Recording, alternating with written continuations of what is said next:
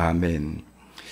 오늘 우리가 읽은 시편 108편은 다윗이 지었던 찬송시입니다. 혹시 추우십니까? 추우시면은 항상 말씀드렸지만 이제 여름에도 체질이 다르기 때문에 이렇게 긴 옷을 하나 입고 오시면 좋겠습니다. 그래서 추우신 분들은 입을 수 있지만 더우신 분들은 벗기가 힘들잖아요. 그래서 온도를 한 23도 정도로 이렇게 맞춰 놓겠습니다. 그래서 이렇게 이해를 해 주시면 감사하겠습니다. 자, 다윗의 찬송시입니다. 다윗은 이스라엘의 영웅이요, 이스라엘 사람들의 존경을 한 몸에 받고 있는 사람이요, 또 하나님의 마음에 합한 자라는 별칭을 가진 위대한 인물입니다. 성경에 여러 인물들이 있지만 가장 위대한 인물을 꼽으라면 다윗을 꼽을 수가 있습니다. 그런데 사무엘서와 시편을 비롯한 성경에 표현된 다윗의 인생은 쉬운 인생이 아니었습니다. 아주 치열한 인생이었습니다. 오늘 시편에서 다윗은 자신의 마음을 확고하게 정했다라고, 자기가 마음을 정했다고 고백하고 있습니다. 이 고백을 하는 이유가 무엇 때문입니까? 너희들도 마음을 정해라. 마음 왔다 갔다 하는 흔들리는 마음 갖는 존재가 아니라 확정된 마음을 갖는 존재가 되라고 권면하고 있는 그런 말씀이 되겠습니다. 자, 1절 말씀을 한번 읽어보겠습니다. 시작. 하나님이여 내 마음을 정하여 싸우니 내가 노래하며 나의 마음을 다하여 찬양하리로다. 여기서 내 마음을 정하였다라는 말은 마음을 고정하였다, 마음을 확정하였다라는 그런 원어적인 의미를 가지고 있습니다. 마음을 고정시켰다라는 거예요. 이 말을 표현을 한 이유가 무엇 때문이겠습니까? 그 전까지는 마음이 흔들렸다라는 거예요. 마음이 흔들렸으니까 지금 하나님 내 마음을 정했습니다, 고정했습니다 라고 그렇게 표현하지 않았겠습니까? 앞으로 자신의 정한 마음을 결코 바꾸지 않겠다라는 뜻입니다. 기분이나 상황에 따라 이랬다 저랬다 하지 않겠다라고 고백하고 있는 바입니다. 이 시편 108편을 읽었는데, 시편 108편은 우리가 1절 2절만 읽었는데 시편 57편 그리고 시편 60편이 이제 원시입니다. 똑같이 다윗이 지었는데 원시가 되겠고요. 이 다윗이 자신을 죽이려는 사울 왕을 피해서 도망하다가 지은 시가 우리가 이제 시편 57편이고요. 우리가 금방 읽은 시편 108편 1절 2절에 나와 있는 표현입니다. 다윗이 그 당시의 왕이 사울 왕이었거든요. 사울 왕이 자기를 죽이려고 합니다. 그래서 사울 왕을 피해서 도망하다가 지은 시다라는 것입니다. 생명의 위협을 느끼면서도 도망다니는 것도 힘들었지만, 생명을 위협을 느끼면서 도망다니는 것도 힘들었겠지만 다윗의 마음이 더 힘들었을 것이다. 여러분, 우리 사람은 몸과 마음 또 영으로 만들어졌잖아요. 근데 몸만 힘듭니까? 마음도 힘들거든요. 근데 몸 힘든 것은 견딜만 한데 어쩌면 마음 힘든 것이 더 우리를 고통스럽게 합니다. 자, 마음이 힘들면요, 몸에 나타나게 되어져 있어요. 지난주 월요일 날 이제 친구 목사님을 오랜만에 만났는데 웬 어르신이 한 명이 등장을 하더라고요. 완전 머리가 백발에 눈이 부어 있습니다. 부어 있고 이게 몸도 말라 있고. 그래서 왜 눈이 부었냐? 머리가 하얀 것은 지난번에 봤을 때도 하였는데 그 몸에 살이 빠진 것도 지난번에 빠졌는데 눈 부은 건 이번에 처음 봤다. 왜 눈 부었느냐 했더니 스트레스를 받아서 면역력이 감소돼서 꽃가루 알레르기가 있어가지고 눈을 비볐더니 눈이 부었다. 그래서 머리라도 깎고 오지. 왜 머리는 안 깎았느냐. 예. 지금 이제 교회 건축을 하고 있는데 마무리 단계인데 그 건설사가 그렇게 속썩이더라고요. 하청업체에다가 업자들에게 돈을 안 줘가지고 하청업자들이 일을 안 한답니다.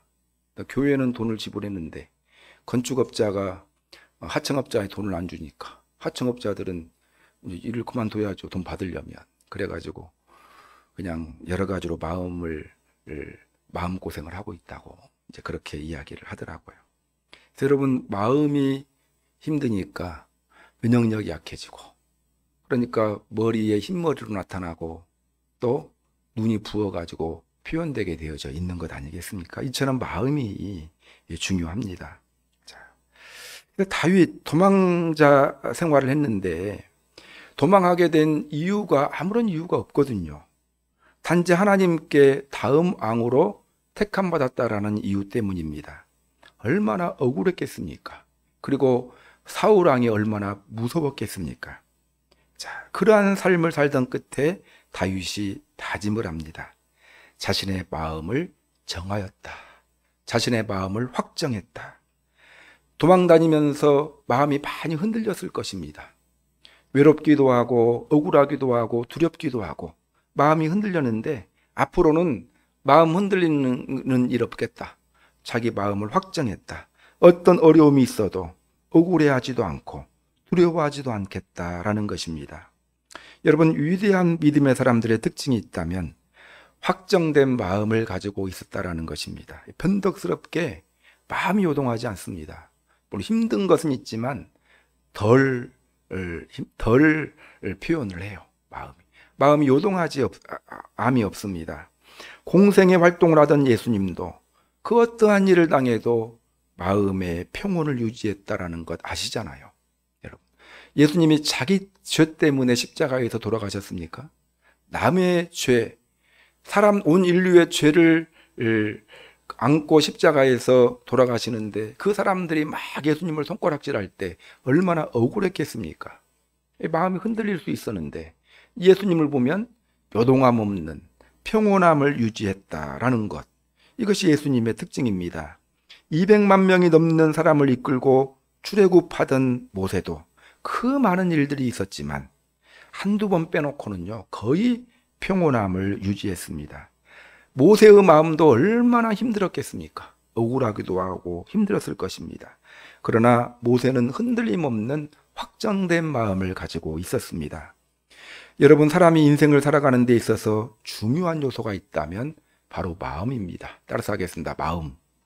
마음이 중요합니다. 실력도 중요하지만 요즘 마음을 다른 말로 표현하자 멘탈이라고 표현하지 않습니까? 멘탈 갑이다. 이건 이제 뻔뻔한 사람을 멘탈 갑이라고 하잖아요. 이제 조금 칭찬이면서도 부정적인 의미로도 담겨 있고요. 마음을 실력도 중요하지만 멘탈이 중요합니다. 좋은 재능을 가진 선수도 멘탈 관리를 못하면 훌륭한 선수가 될 수 없어요.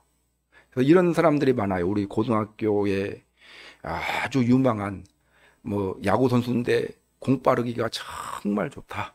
근데 경기에만 나가서 관중들 앞에만 서면은 공을 못 던지거든요. 왜 그럴까? 무슨 문제가 있습니까? 실력이 없는 것이 문제가 아니라 멘탈을 못 잡는 거예요. 마음이 흔들리기 때문에 그렇습니다. 여러분, 유현진 선수 아시잖아요?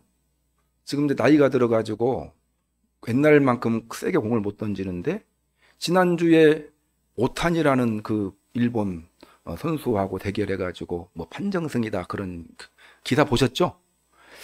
그런 것들은 한번 봐도 괜찮습니다. 그냥 기사만이라도.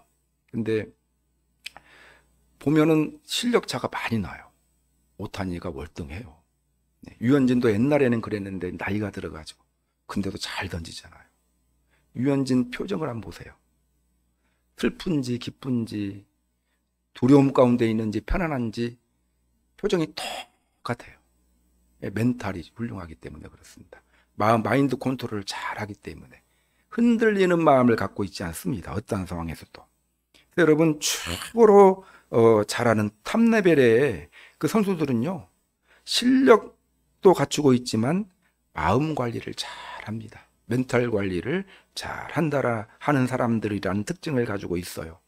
공부할 때도 중요한 것이 마음이 중요하거든요. 그래서 우리 자녀들 마음을 잘 잡을 수 있도록 우리들이 신경 써 주어야 됩니다. 아무리 극한 슬픔을 만났다 해도 마음이 음을 어떻게 정하느냐에 따라 계속해서 슬픔에 빠질 수도 있고 그 슬픔을 극복할 수도 있는 것입니다. 할까 말까, 그리고 갈까 말까 고민하다가 마음을 딱 정하면 여러분 행동이 저절로 따라오게 된다. 마음이 그만큼 중요합니다. 내 마음이 중요한 거예요, 여러분.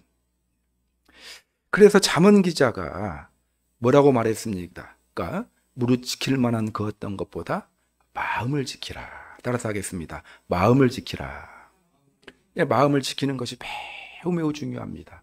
사탄이 우리를 공격할 때 가장 먼저 공격하는 것이 마음이라는 것 아니겠습니까? 마음과 생각을 딱 공격하는 거예요. 여러분.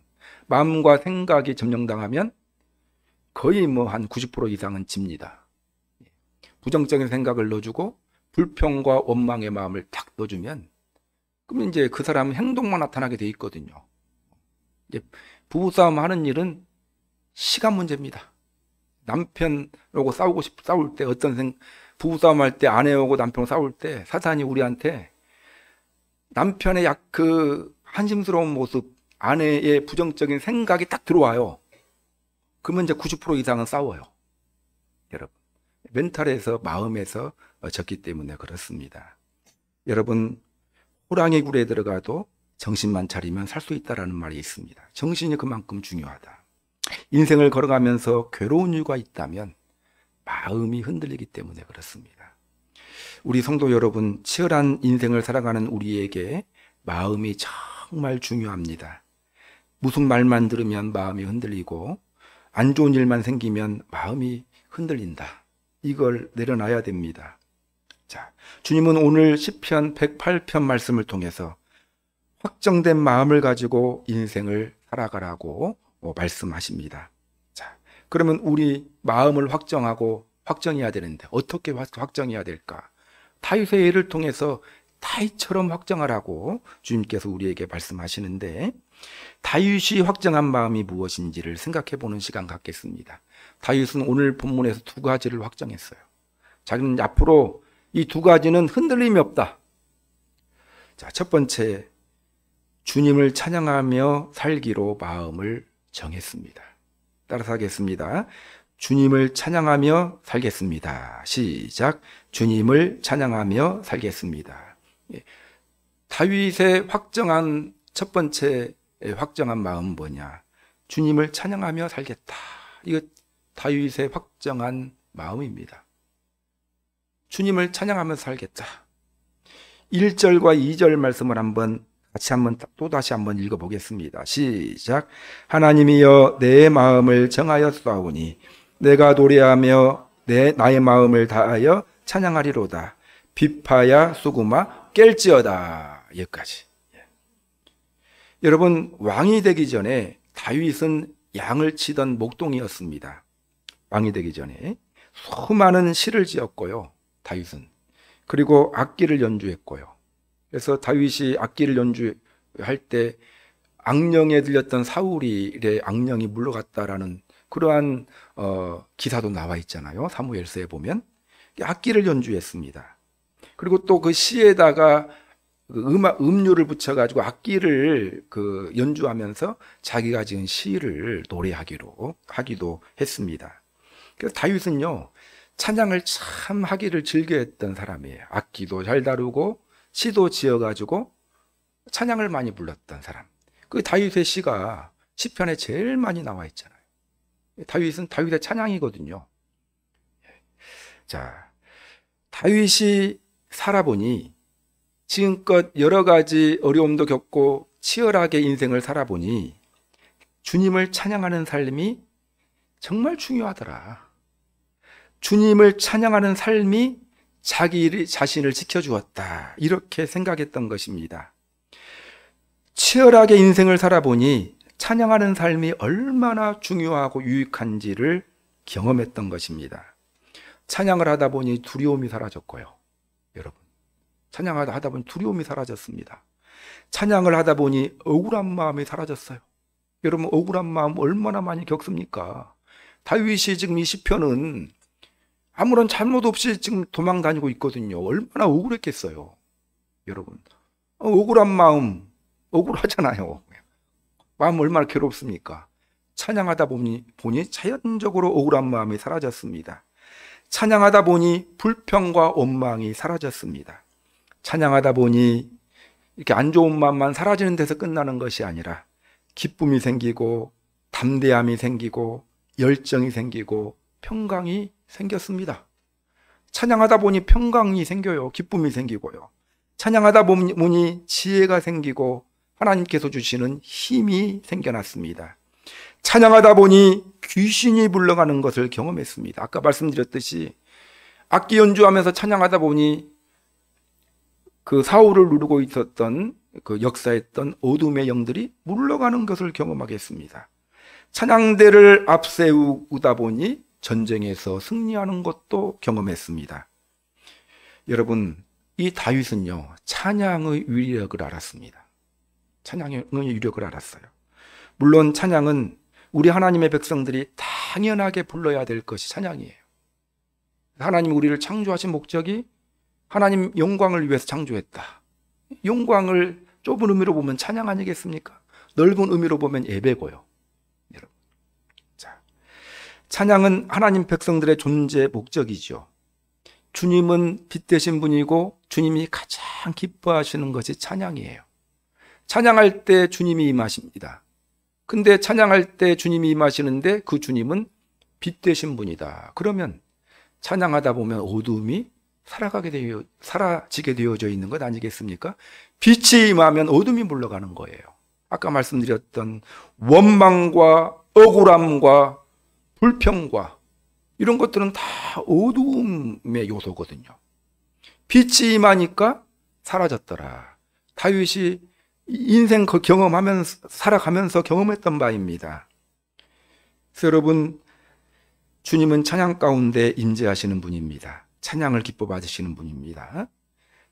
빛이 임재하니 어둠이 사라지듯이 두려움과 억울한 마음과 불평과 원망 다 사라졌다라는 것입니다.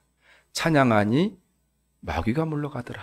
빛이 임하니, 하나님이 임하니 마귀가 물러가더라. 내가 마귀 이길 수 있나요? 못 이겨요. 마귀는 하나님 앞에 꼼짝 못해요. 하나님이 계시면 마귀는 물러가게 되어져 있는 것입니다.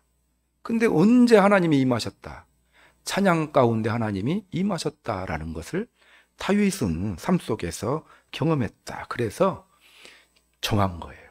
나는 앞으로 주님을 찬양하며 살겠다. 확정한 것입니다. 이걸 딱 택한 거예요. 여러분, 찬양의 삶을 살다 보면 마음의 흔들림이 사라집니다. 그래서 다윗처럼 주님을 찬양하는 삶을 살기로 마음을 정하시는 여러분들이 되시기를 바랍니다. 아멘이 작은데, 예, 그거 가지고 뭐 커도 될까 말까 한데, 여러분, 예, 감사합니다. 우리 자, 개인적으로 찬양을 많이 부르시길 바랍니다. 한번 저 반성 많이 했어요. 여러분들이 한번 삶을 생각해 보세요. 내 삶이 왜 이렇게 무기력해 했을까? 공고했을까? 한번 생각해 보시고 내가 내 삶 가운데 찬양이 얼마나 있는가 한번 생각해 보세요. 답이 딱 나오지 않습니까? 여러분, 개인적으로 찬양을 많이 부르시기 바랍니다. 자, 부르면서 또 찬양을 많이 들으시고요. 찬양을 많이 들었으면 좋겠어요. 우리나라에 복음송이 얼마나 많은지 몰라요. 예. 산책하면서 들으시고요. 이어폰 사셔가지고, 이어폰.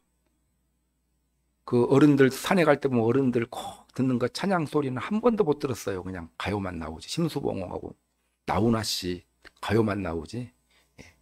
여러분, 이 산책하면서 들으시고 운전하면서 들으시고 집에서 틀어놓으시기를 바랍니다. 자꾸 그 잠안 오실 때 그 찬양 틀어놓으시고요. TV나 유튜브 틀어놓지 말고 그 찬양을 많이 들으셨으면 좋겠어요. 많이 들으시기를 바랍니다. 또 많이 부르셨으면 좋겠어요. 소리 내어가지고. 교회에서도 찬양을 많이 불러야 되는데, 우리 교회에서 예배 시간 주일날은 15분 전, 항상 15분 전에 찬양으로 시작하는데, 이제 주일날은 좀 오시는 분들이 있는데, 수요일날, 금요일날은 찬양 끝나고 딱 오셔요. 그 시간이 그렇게 오기가 힘든 시간인가, 그런 생각이 들 정도로 딱 찬양 끝나고, 아니면 좀 일찍 오신 분들은 한 곡 정도 부를 정도 될 때 오셔요. 여러분, 찬양을 많이 불러야 돼요. 우리가 좀 일찍 오셔가지고 찬양을 부르셨으면 좋겠어요. 찬양을. 우리 김선아 집사님이 1시간 전에 옵니다. 그래서 찬양을 준비하고, 오늘은 새로운 찬양도 부르시는 걸 알고 기대하고 있었는데 아까 들리더라고요. 네, 근데 쉬운 찬양을 선택하신 걸로 반주의 한계도 있고 해서 그러신 것 같은데, 하여튼 여러분, 찬양을 마음껏 부르기를 즐겨하고 힘써야 됐으면 좋겠습니다. 또 찬양을 부를 때 목소리 크게 가사를 생각하시면서 찬양했으면 좋겠어요. 크게 부르다 보면은 스트레스도 해소가 되고요, 하나님이 기뻐하시고 마음이 풀립니다. 그냥 싹 응어리들이 녹아져 버리거든요.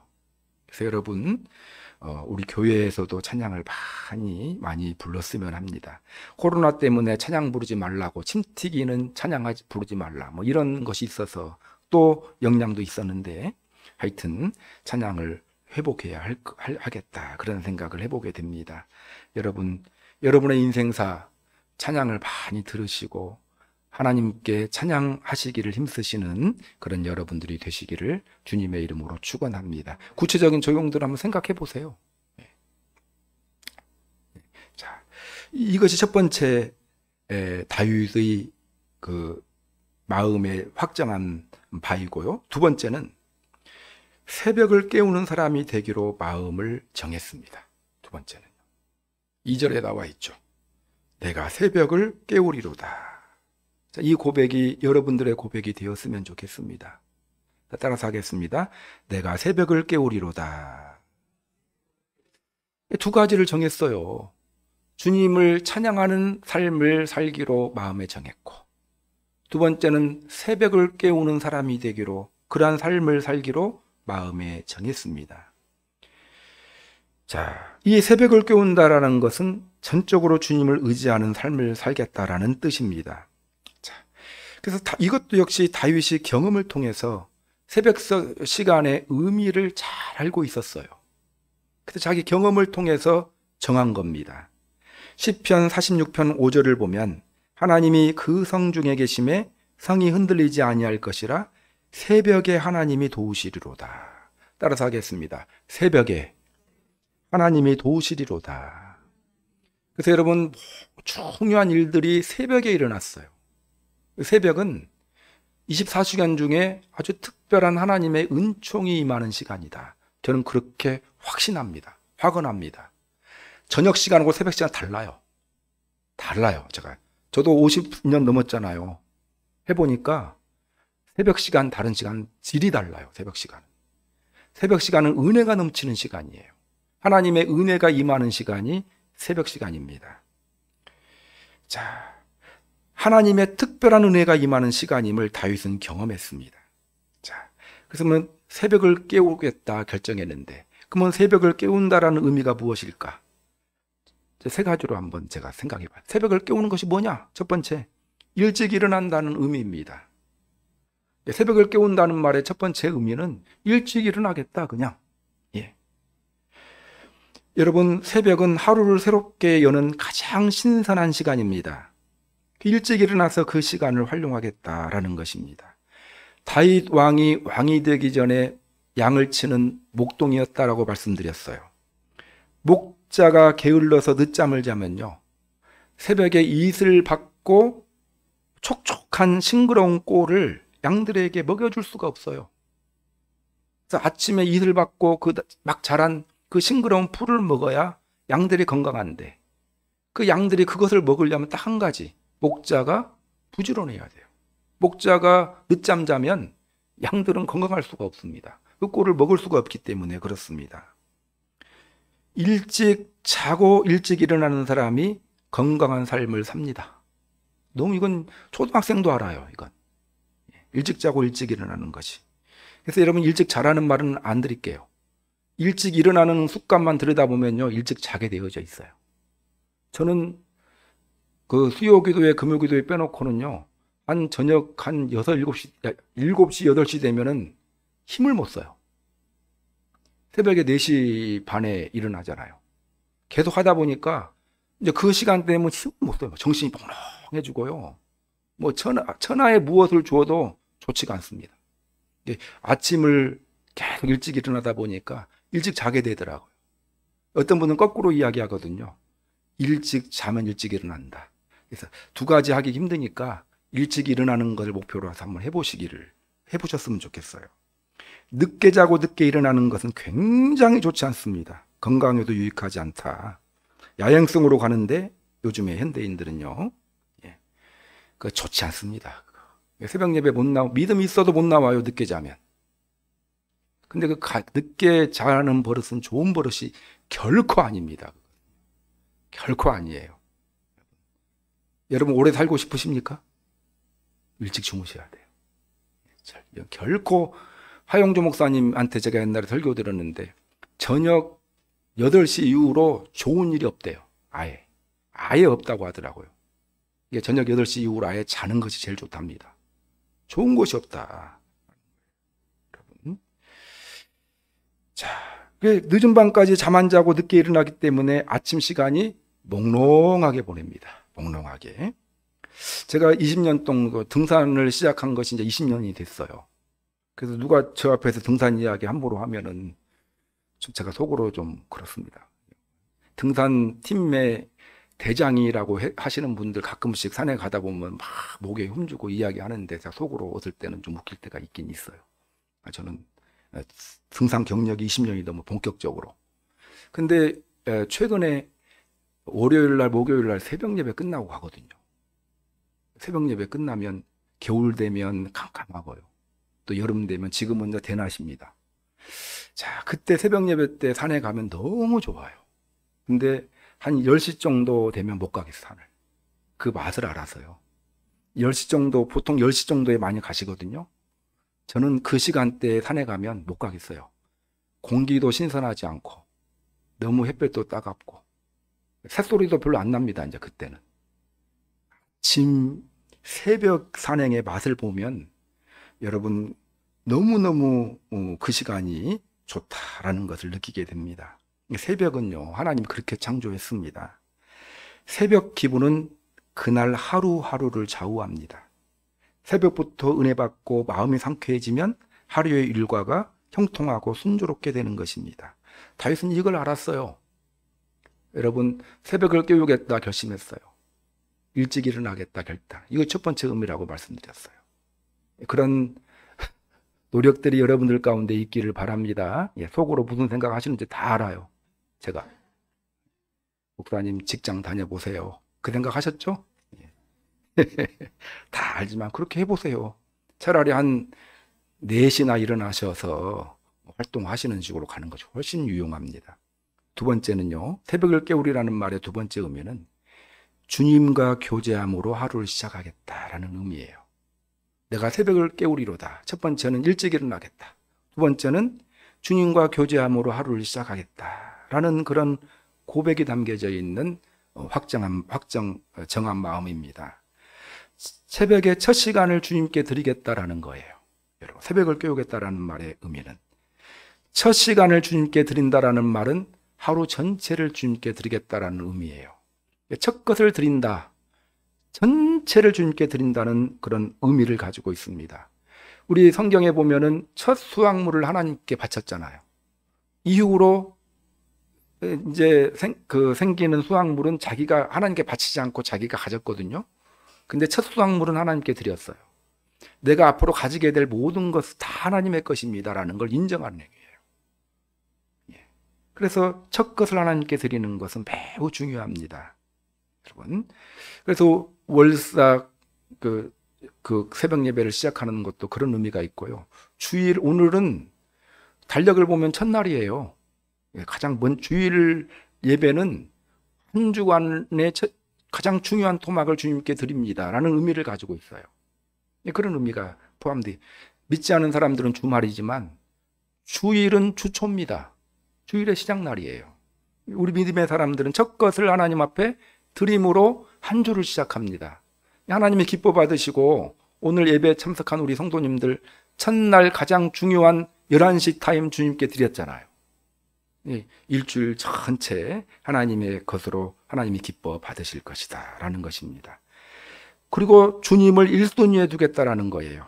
삶의 우선권을 하나님께 드리겠습니다라는 의미가 포함되어져 있어요.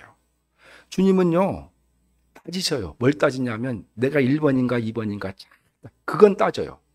다른 거는 잘 안 따지는데 네가 나를 1번으로 생각하고 있냐 2번, 이건 정말 잘 따지시는 분이 하나님은. 하나님 질투하시는 분이다라고 말씀하셨거든요. 첫 시간을 하나님 앞에 딱 드리는 것, 주님 얼마나 기뻐하시는지 몰라요. 먼저 그 나라와 그 의를 구하라. 그리하면 이 모든 것을 너에게 주겠다라는 거지. 먼저 나를 1번으로 생각해달라는 거예요. 새벽을 깨움으로 주님께 기도함으로 찬양드림으로 하루를 딱 시작하면요, 주님은 나를 1번으로 생각했구나. 모든 것 줄게. 이것이 새벽을 깨우겠다라는 의미입니다. 역대상 23장 30절을 보면 새벽과 저녁마다 하나님께 찬송을 드렸다, 이런 표현이 있고, 느헤미야 8장 3절을 보면 유대인들이 새벽부터 광장에 모여 하나님의 말씀을 들었다, 이렇게 기록되어져 있고, 예수님께서는 밤이 맞도록도 기도했지만 매일매일 이른 새벽에 한적한 곳으로 나가셔서 하나님께 기도했다라는 표현이 성경에 나와 있죠. 첫 시간, 새벽 시간을 주님께 드립니다. 여러분, 부활의 주님도 이른 새벽에 부활의 주님을 만났거든요. 여러분, 첫 시간, 새벽을 깨우는 의미는 주님이 나의 모든 것입니다. 나의 전부입니다. 주님은 내 여러 삶의 요소 중에 1번입니다.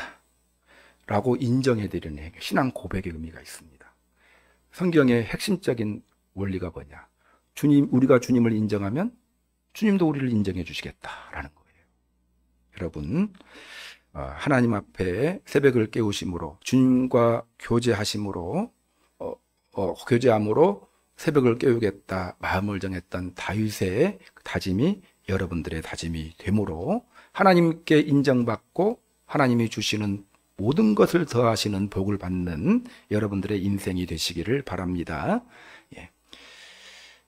자, 그 다음 마지막으로요, 새벽을 깨우겠다라는 세 번째 의미는 다른 사람을 또 깨우겠다라는 의미를 포함하고 있어요.